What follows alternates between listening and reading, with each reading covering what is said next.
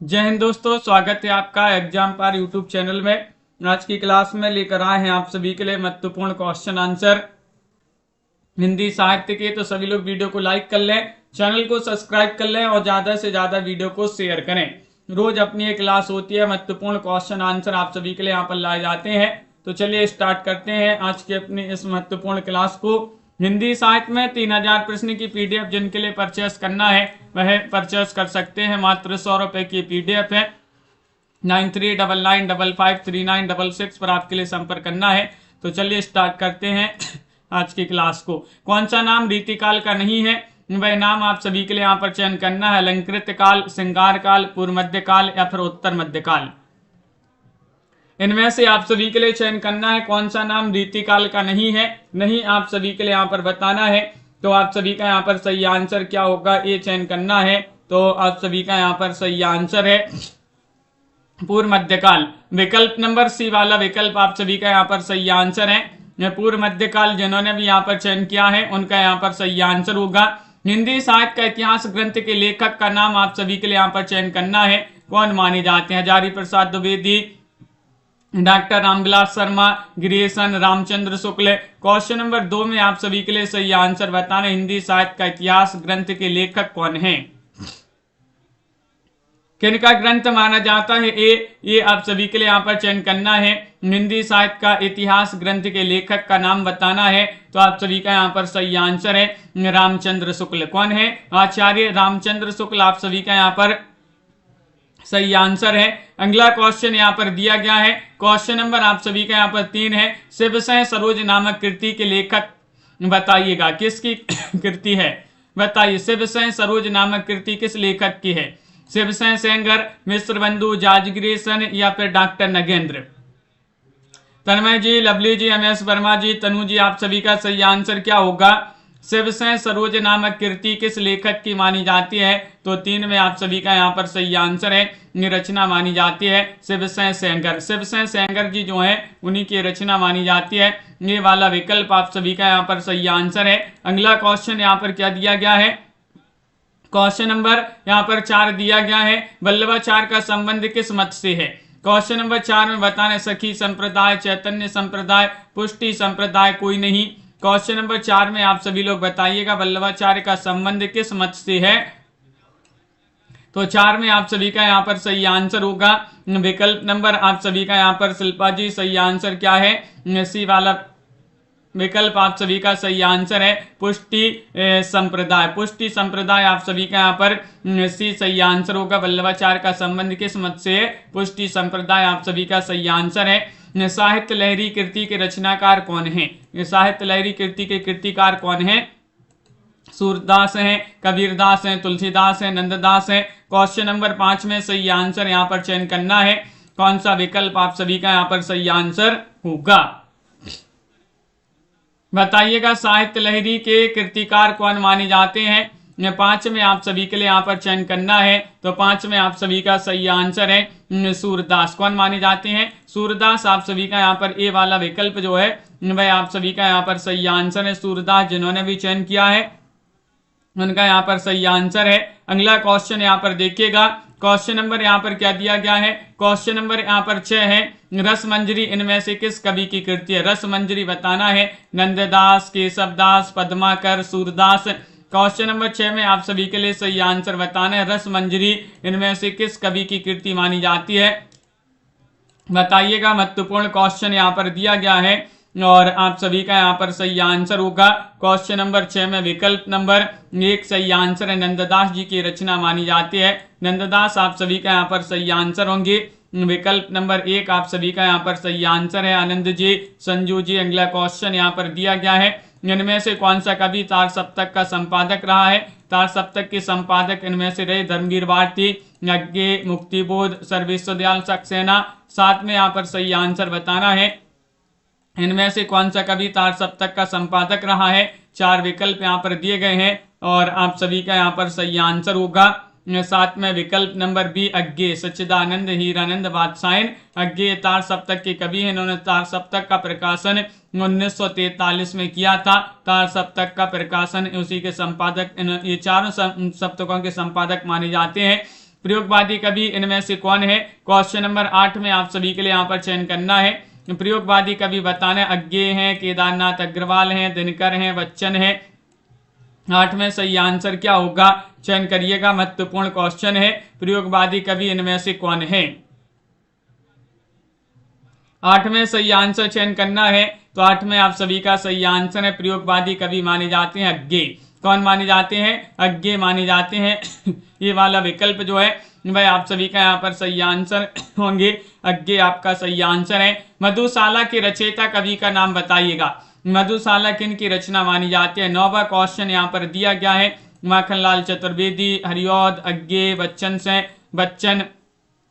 Question number आप सभी का यहाँ पर दिया गया है 9। मधुशाला के रचयिता कवि आप सभी के लिए यहाँ पर चयन करना है, कौन माने जाते हैं? क्वेश्चन यहाँ पर महत्वपूर्ण दिया गया है। मधुशाला, मधुबाला, मधुकलश ये सभी रचनाएं बच्चन जी की मानी जाती हैं। डी वाला विकल्प आप सभी का यहाँ पर सही आंसर होगा। डी वाला विकल्प है, जिन्होंने भी यहाँ पर चयन किया है उनका यहाँ पर सही आंसर है। अगला क्वेश्चन है, बसेरे से दूर किस विधा की पुस्तक है? विधा पूछा गया, जीवनी है, रेखा चित्र है, या फिर उपन्यास है, आत्मकथा है? बताइएगा, बसेरे से दूर किस विधा की रचना मानी जाती है? विधा बताना है। तो आप सभी का यहाँ पर सही आंसर है 10 में क्या है सही आंसर? आत्मकथा आप सभी का यहाँ पर सही आंसर होगा। बसेरे से दूर ये जो है आत्मकथा विधा की रचना मानी जाती है। हरिवंश राय बच्चन जी की आत्मकथा मानी जाती है। बच्चन जी की आत्मकथा 4 भागों में है और उसी का एक भाग क्या है? बसेरे से दूर। अगला क्वेश्चन यहाँ पर दिया है, नागार्जुन किस वर्ग के कवि हैं? नागार्जुन जी जो है किस वर्ग के कवि माने जाते हैं? छायावादी, प्रगतिवादी, प्रयोगवादी, आधुनिकतावादी? 11 में सही आंसर चयन करना है। 11 में आप सभी का यहाँ पर सही आंसर क्या होगा? 4 विकल्प यहाँ पर दिए गए हैं। नागार्जुन किस वर्ग के कवि हैं, ये आप सभी के लिए यहाँ पर बताना है। 4 विकल्प यहाँ पर दिए गए हैं और आप सभी का यहाँ पर सही आंसर आ रहा है। राहुल जी, स्वानी जी, संध्या जी। क्वेश्चन नंबर 11 में विकल्प नंबर बी वाला विकल्प सही आंसर है, प्रगतिवादी कवि माने जाते हैं। बी वाला विकल्प आप सभी का सही आंसर होगा। अगला क्वेश्चन है, कामायनी किस काल की रचना मानी जाती है? बताइएगा। कामायनी है छायावाद, प्रगतिवाद, प्रयोगवाद, नई कविता? 12 का सही आंसर बताना है, कामायनी किस काल की रचना मानी जाती है? ये आप सभी के लिए यहाँ पर चयन करना है। 4 विकल्प यहाँ पर दिए गए हैं और आप सभी का यहाँ पर सही आंसर आ रहा है। कामायनी जो है, कामायनी ये किस काल की रचना मानी जाती है ये बताना है। तो आप सभी का सही आंसर है छायावाद। ये वाला विकल्प आप सभी का यहाँ पर सही आंसर है। छायावाद आप सभी का यहाँ पर सही आंसर होंगे। छायावाद सही आंसर है। पल्लव के रचयिता कवि का नाम बताइएगा। पल्लव किन की रचना है? प्रसाद, महादेव वर्मा, निराला, पंत? ये 4 विकल्प हैं, किन की रचना मानी जाती है पल्लव? वंदना जी, सीताराम जी, क्वेश्चन यहाँ पर दिया गया है 13 है और 13 में आप सभी का यहाँ पर सही आंसर होगा। पल्लव के रचयिता कौन माने जाते हैं? तो पंत माने जाते हैं। कौन माने जाते हैं? सुमित्रानंदन पंत आप सभी का यहाँ पर सही आंसर है। सुमित्रानंदन पंत, जिन्होंने भी यहाँ पर विकल्प नंबर सी वाला विकल्प चयन किया है, उनका यहाँ पर सही आंसर होगा। अगला क्वेश्चन यहाँ पर दिया गया है। क्वेश्चन नंबर आप सभी का यहाँ पर 14वां क्वेश्चन है कि वेदना की कवित्री किसे कहा जाता है? वेदना की कवित्री किसे कहा जाता है? महादेव वर्मा को, मीरा, या फिर सरोजिनी नायडू, सुभद्रा कुमारी चौहान? क्वेश्चन नंबर यहाँ पर 14 दिया गया है। वेदना की कवित्री किसे कहा जाता है, ये पूछा गया है आप सभी से। 14वां क्वेश्चन है और आप सभी का सही आंसर है कि वेदना कवित्री महादेव वर्मा को कहा जाता है, जिन्हें आधुनिक की मीरा भी कहा जाता है। विकल्प नंबर 1 आप सभी का यहाँ पर सही आंसर है, महादेवी वर्मा। क्वेश्चन नंबर यहाँ पर दिया गया है आप सभी का 15वां क्वेश्चन है, मुझे तोड़ लेना वनमाली, उस पद पर देना तुम फेंक। यह पंक्ति किस कवि की मानी जाती है? बताइए, चयन करिएगा। मुझे तोड़ लेना वनमाली, उस पद पर देना तुम फेंक। और ये पंक्ति मानी जाती है किस कवि की पंक्ति मानी जाती है? बच्चन, माखनलाल चतुर्वेदी, नरेंद्र शर्मा, या फिर पंत, तो आप सभी का यहाँ पर सही आंसर है माखनलाल चतुर्वेदी, जिन्हें एक भारतीय आत्मा के नाम से जाना जाता है। उन्हीं की पंक्ति है माखनलाल चतुर्वेदी की एक कविता है पुष्प की अभिलाषा। पुष्प की अभिलाषा से पंक्तियां ली गई हैं, मुझे तोड़ लेना बनमाली। अगला क्वेश्चन यहाँ पर दिया गया है, निराला की साहित्य साधना के रचयिता कौन माने जाते हैं? निराला है नंद दुलारी वाजपेयी, रामविलास शर्मा, पंत। 16 का सही आंसर चयन करना है। 16 में आप सभी का यहाँ पर सही आंसर क्या होगा? निराला की साहित्य साधना के रचयिता कौन माने जाते हैं, ये आप सभी के लिए यहाँ पर चयन करना है। तो आप सभी का यहाँ पर सही आंसर है विकल्प नंबर, आप सभी का यहाँ पर सही आंसर सी सही आंसर होगा। 16 में रामविलास शर्मा जी की रचना मानी जाती है। निराला की साहित्य साधना रामविलास शर्मा जी की महत्वपूर्ण रचना है। स्था धातु का लट लकार में प्रथम पुरुष एक वचन का रूप क्या होगा, बताइएगा। क्वेश्चन नंबर 17 में आप सभी के लिए बताना है, स्था धातु का लट लकार में प्रथम पुरुष एक वचन का रूप क्या होगा। 17 में आप सभी के लिए चयन करना है। 4 विकल्प यहाँ पर दिए गए हैं और आप सभी का यहाँ पर सही आंसर क्या होगा, ये चयन करना है। 17वां क्वेश्चन आपकी स्क्रीन पर दिया गया है और विकल्प नंबर आप सभी का यहाँ पर बी वाला विकल्प सही आंसर है। तिष्ठति, तिष्ठति आप सभी का यहाँ पर बी वाला विकल्प सही आंसर होगा। क्वेश्चन यहाँ पर दिया गया है 18वां क्वेश्चन है कि पिब धातु का लूट लकार में प्रथम पुरुष बहुवचन का रूप बताइएगा। 18 में सही आंसर बताना है, बताइए। पिबत है, पिबंतु है, पिबंती या फिर पिबथः। 18 का सही आंसर चयन करना है। पिब धातु का लूट लकार में प्रथम पुरुष बहुवचन का रूप यहाँ पर चयन करना है।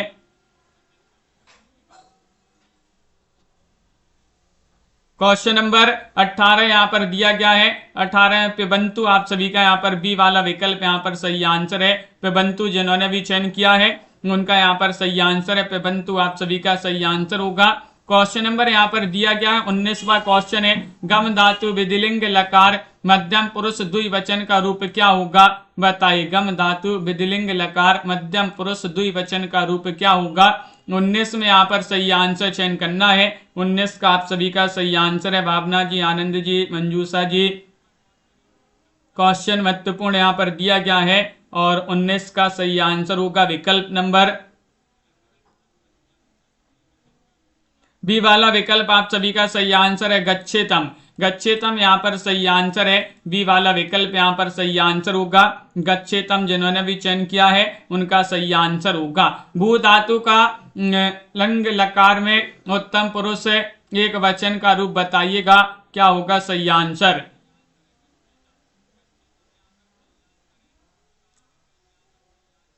क्वेश्चन नंबर आप सभी का यहाँ पर 20 दिया गया है। 20 में आप सभी के लिए यहाँ पर चयन करना है कौन सा विकल्प आप सभी का यहाँ पर सही आंसर है। 4 विकल्प यहाँ पर दिए गए हैं और 20 में आप सभी का यहाँ पर सही आंसर होगा विकल्प नंबर सी, यानी कि यहाँ पर अभवम आप सभी का यहाँ पर सही आंसर सी वाला विकल्प जो है वह यहाँ पर सही आंसर होगा। यहाँ पर कुछ मुहावरे दिए गए हैं। मुहावरे आप सभी के लिए यहाँ पर बताना, निम्नलिखित मुहावरों का सही अर्थ है चयन करना है। डंके की चोट पर कहना, इसका अर्थ क्या होगा। 21 में आप सभी के लिए चयन करना है। डंके की चोट पर कहना, जोर से कहना, स्पष्टता से कहना, अभिमान के साथ कहना, गाली देते हुए कहना, बताइएगा क्या होगा 21 का सही आंसर। डंके की चोट पर कहना 21 में चयन करना। प्रीति जी, रीमा जी आप सभी का यहाँ पर सही आंसर होगा डंके की चोट पर कहना, यानी कि स्पष्टता से कहना। बी वाला विकल्प आप सभी का यहाँ पर सही आंसर है। स्पष्टता से कहना, ये बात जो बी वाला विकल्प है वह आप सभी का यहाँ पर सही आंसर होगा। कलेजे पर पत्थर रखना, इसका अर्थ आप सभी के लिए यहाँ पर चयन करना है। विपत्ति में धैर्य धारण करना, दुखी होना, ईर्ष्या करना या बुरा चाहना। 22 में यहाँ पर सही आंसर बताना, कलेजे पर पत्थर रखना, बताइए।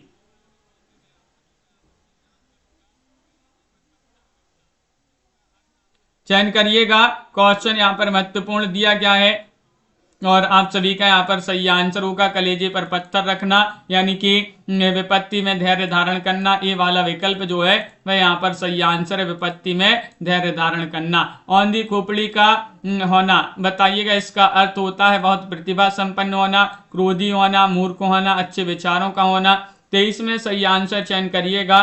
23 का सही आंसर क्या होगा? औंधी खोपड़ी का होना, इसका अर्थ बताना है। बताइएगा नीतू जी, क्या है आप सभी का सही आंसर?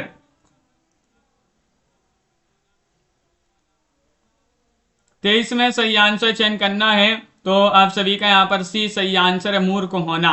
क्या है सही आंसर? मूर्ख होना आप सभी का यहाँ पर सही आंसर है। सी वाला विकल्प जो है वह आप सभी का यहाँ पर सही आंसर है। कूपमंडू को होना, इसका अर्थ क्या? व्यापक प्रभाव होना या फिर सीमित ज्ञान, विद्वान होना, प्रतिभाशाली होना। 24 का सही आंसर चयन करिएगा।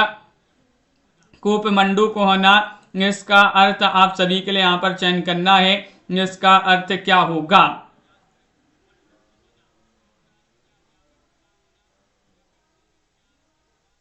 कूपमंडूक होना यानी कि सीमित ज्ञान होना।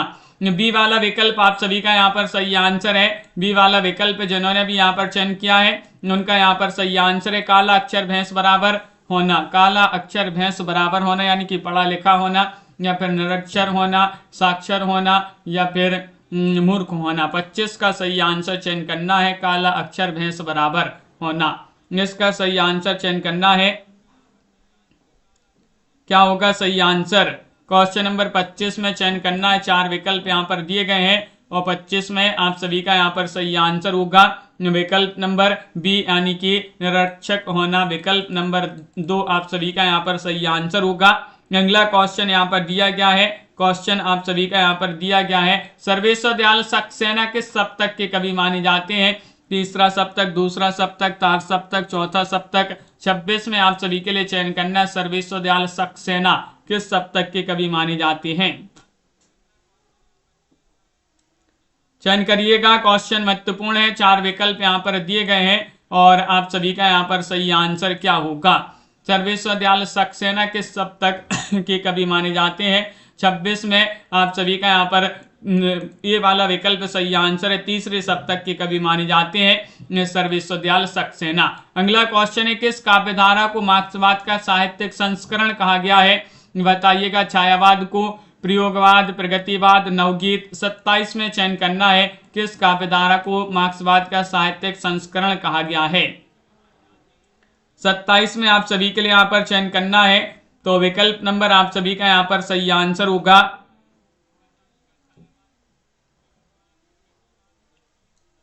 सी वाला विकल्प सही आंसर है, प्रगतिवाद। प्रगतिवाद को मार्क्सवाद का साहित्यिक संस्करण कहा गया। सी वाला विकल्प यहाँ पर सही आंसर है। इनमें से आप सभी के लिए बताना है, दूसरे सप्तक के कवि चयन करिएगा। कुंवर नारायण है, शमशेर बहादुर से हैं, केदारनाथ से हैं, प्रभाकर माचवी हैं। 28 में आप सभी के लिए यहाँ पर चयन करना है। 28 का सही आंसर क्या होगा?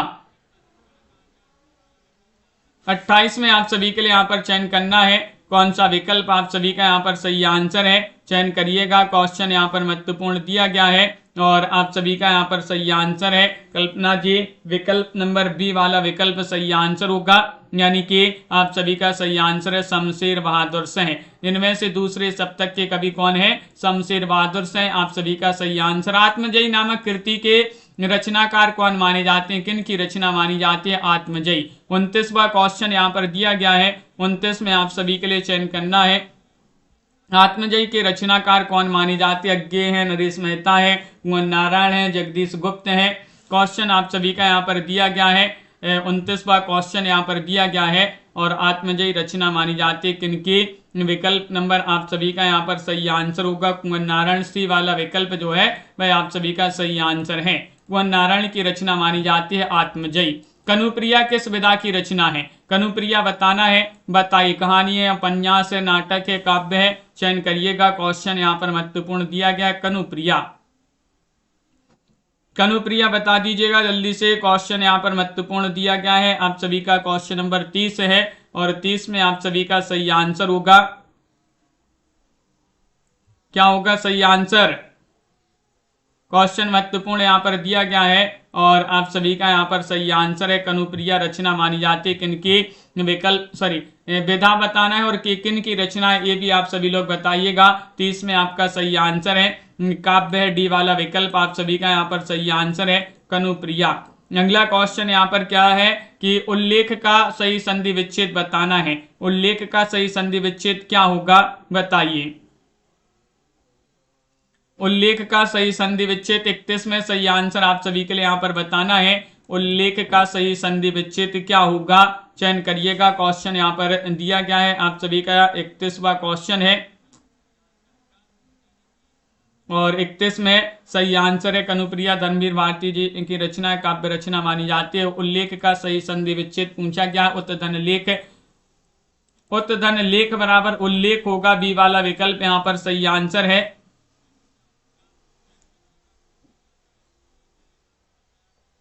देखिएगा यहाँ पर ता में हलंत होगी तो जो है इस प्रकार उल्लेख होगा, लेकिन यहाँ पर ता में अगर यहाँ पर हलंत लगा देंगे तो ये सही आंसर हो जाएगा, लेकिन इनमें से कोई नहीं, आप सुधार लीजिएगा इसको। डी वाला विकल्प आप सभी का सही आंसर कर लीजिएगा 31 में, क्योंकि ता में जो है हलंत होगी, हलंत। अगला क्वेश्चन यहाँ पर क्या दिया गया है, व्याप्त में संधि बताइएगा। इनमें से कोई नहीं होगा सही आंसर। व्याप्त में कौन सी संधि है, गौण, दीर्घ, व्यंजन या फिर यण संधि है। 32 का सही आंसर चयन करना है। क्या होगा सही आंसर,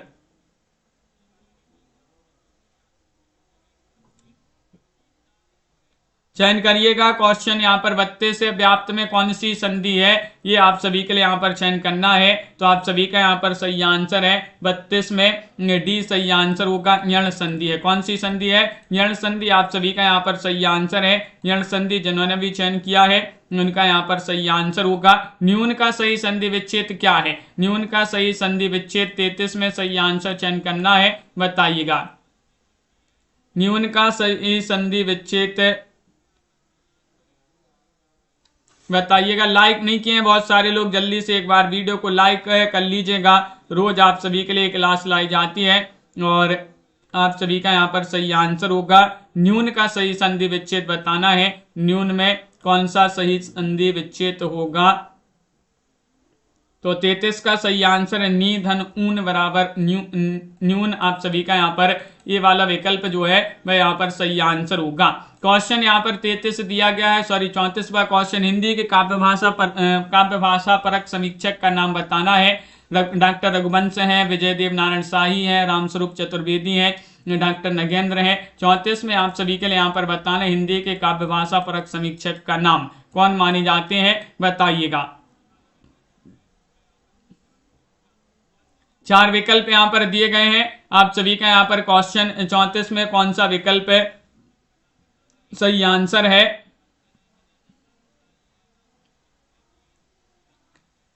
चौंतीस में सी वाला विकल्प सही आंसर रामस्वरूप चतुर्वेदी। आप सभी का यहाँ पर सही आंसर होंगे, रामस्वरूप चतुर्वेदी यहाँ पर सही आंसर है।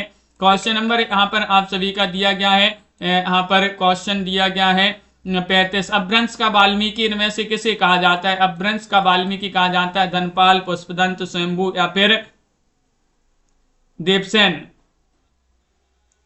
कल्पना सुनील जी बहुत बढ़िया। तो आप सभी का यहाँ पर सही आंसर है अपभ्रंश का वाल्मीकि इनमें से किसे कहा जाता है। 4 विकल्प यहाँ पर दिए गए हैं। आप सभी का यहाँ पर सही आंसर क्या होगा ये चयन करना है। क्वेश्चन यहाँ पर महत्वपूर्ण दिया गया है। आप सभी का यहाँ पर सही आंसर होगा 35 में स्वयंभू। स्वयंभू आप सभी का यहाँ पर सी वाला विकल्प जो है वह आप सभी का सही आंसर है। स्वयंभू आप सभी का सही आंसर होगा। अगला क्वेश्चन है निम्न मुसलमान हरिजनन पे कोटिक हिंदू वार्य यह पंक्ति किस कवि की मानी जाती है। 36 में सही आंसर बताना है रसखान, भारतेंदु, हरिऔध या फिर रहीम।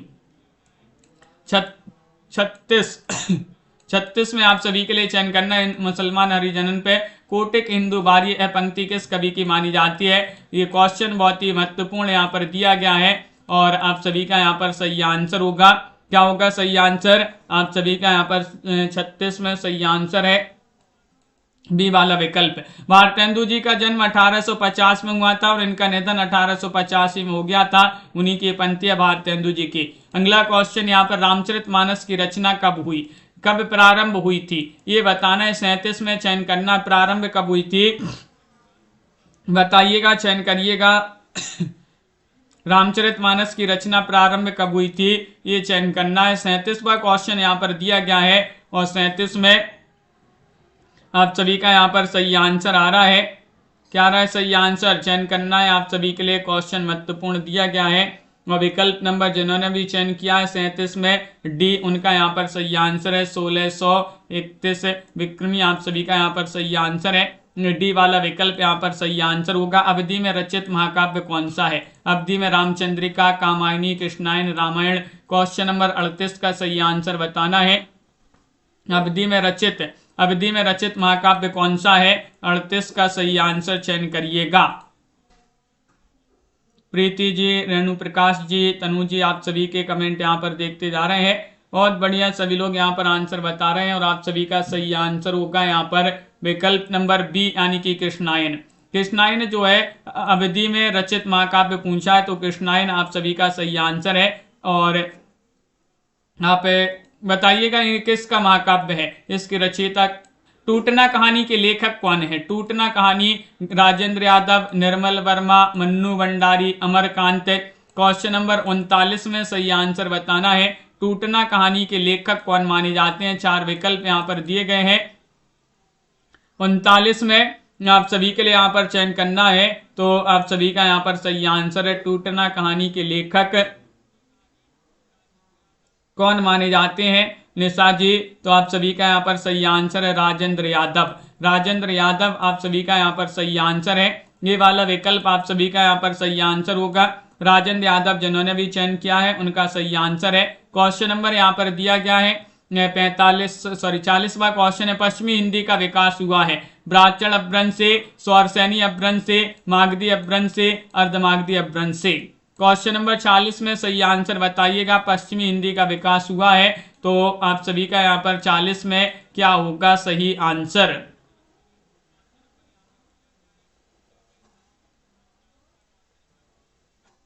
कुमुद जी, क्वेश्चन नंबर 40 है और 40 में बी वाला विकल्प आप सभी का सही आंसर है स्वरसैनी अपभ्रंश से। स्वरसैनी अपभ्रंश आप सभी का सही आंसर है। क्वेश्चन 41 से 40 निम्नलिखित प्रश्नों में सही समास का निर्देश दिए गए विकल्पों में से चयन करना। जैसे आमरण में कौन सा समास होगा? आमरण में बताइएगा अव्ययी भाव, कर्मधारय, तत्पुरुष, बहुब्रीहि। 41 का सही आंसर बताने आमरण में कौन सा समास है? आमरण में कौन सा समास है? कृष्णायन द्वारिका प्रसाद मिश्र जी की रचना। आमरण में कौन सा समास है? ये आप सभी के लिए यहाँ पर चयन करना है। 41वां क्वेश्चन है अव्ययी भाव, आप सभी का यहाँ पर सही आंसर होगा। ये वाला विकल्प जिन्होंने भी चयन किया है सही आंसर है। कोशकार में कौन सा समास है? द्विगु समास, द्वंद्व समास, तत्पुरुष, बहुब्रीहि। 42वां क्वेश्चन यहाँ पर दिया गया है। 42 में आप सभी का यहाँ पर सही आंसर क्या होगा? कोशकार। कोशकार में आप सभी के लिए यहाँ पर बताना है, बताइएगा सही आंसर चयन करिएगा, क्या होगा सही आंसर? कोशकार में कौन सा समास है? 42वां क्वेश्चन है तत्पुरुष, आप सभी का यहाँ पर सही आंसर सी होगा सही आंसर। तत्पुरुष आपका सही आंसर है। देवासुर में कौन सा समास है? बहुब्रीहि है, द्विगु है, कर्मधारय है या फिर द्वंद्व है। 43वां क्वेश्चन यहाँ पर दिया गया है। 43 में आप सभी के लिए यहाँ पर चयन करना देवासुर में कौन सा समास है। 4 विकल्प यहाँ पर दिए गए हैं और आप सभी का यहाँ पर सही आंसर क्या होगा?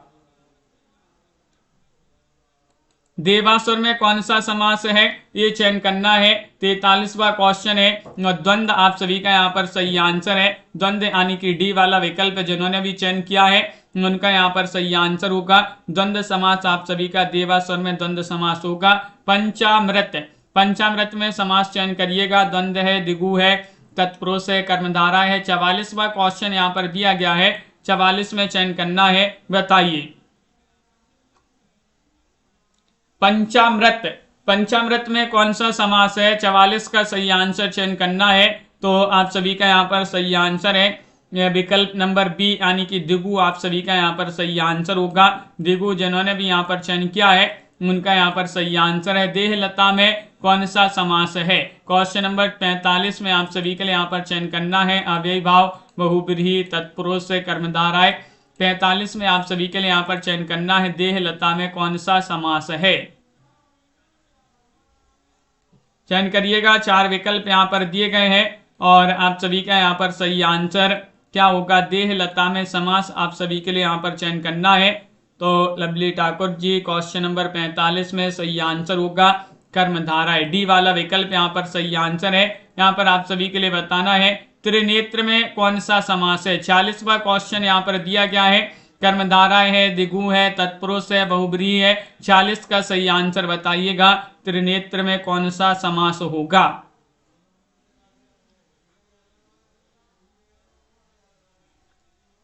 त्रिनेत्र में समास चयन करना है। क्वेश्चन नंबर 46 यहाँ पर दिया गया है और 46 में आप सभी का सही आंसर होगा त्रिनेत्र में बहुब्रीहि समास होगा।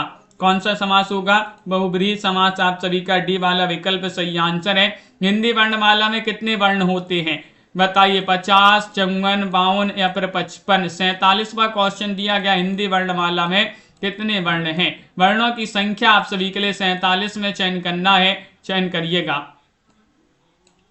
क्वेश्चन महत्वपूर्ण, हिंदी वर्णमाला में कितने वर्ण हैं ये चयन करना है। 4 विकल्प यहाँ पर दिए गए। आज का चैलेंज प्रश्न होगा, बिल्कुल सरल है, जिसका आंसर सभी से बन जाएगा। आंसर कमेंट में जरूर बताइएगा। हिंदी साहित्य में 3000 प्रश्न की पीडीएफ मात्र 100 रुपए में अभी आप सभी के लिए मिल जाएगी। नंबर स्क्रीन पर चल रहा है 9399553966 पर आप संपर्क करिएगा। ये पीडीएफ आप सभी के लिए उपलब्ध है। जिनके लिए परचेस करना है 3000 प्रश्न होंगे उसमें, उस पीडीएफ में जिनके लिए परचेस करना एक बार संपर्क अवश्य करिएगा। और 215 कवियों का संपूर्ण जीवन परिचय वाली पीडीएफ आप सभी के लिए मात्र 200 रुपए में मिल जाएगी। जिनके लिए परचेस करना संपर्क करिए। दोनों पीडीएफ 300 की है, लेकिन अगर साथ में परचेस करते हैं तो 250 रुपए में दोनों पीडीएफ मिल जाएंगी। सभी के लिए बहुत बहुत धन्यवाद। आज के वीडियो में बस इतना ही। लाइक करते जाइएगा। संध्या जी, सुहानी जी, कंचन जी, आनंदी जी, सुनैना जी, दीप्ति जी, लवली जी, रेणु प्रकाश जी, संध्या जी, सुहानी जी, अनबी जी, नम्रता जी और मंजूषा जी, पार्वती जी, मनीषा जी, सत्यभामा जी, राहुल जी, सुनील जी, अंशु जी, संजू जी और कंचन जी, प्रमोद जी, शांति वर्मा जी, सतीश जी, तन्मय जी, विपुल जी, शिल्पा जी, सुनैना जी, कुमुद जी, MS वर्मा जी, निशा जी, दीप्ति जी, वंदना जी, तनु जी। हाँ तनु जी बिल्कुल, 10 मिनट और बढ़ा देंगे इस क्लास को।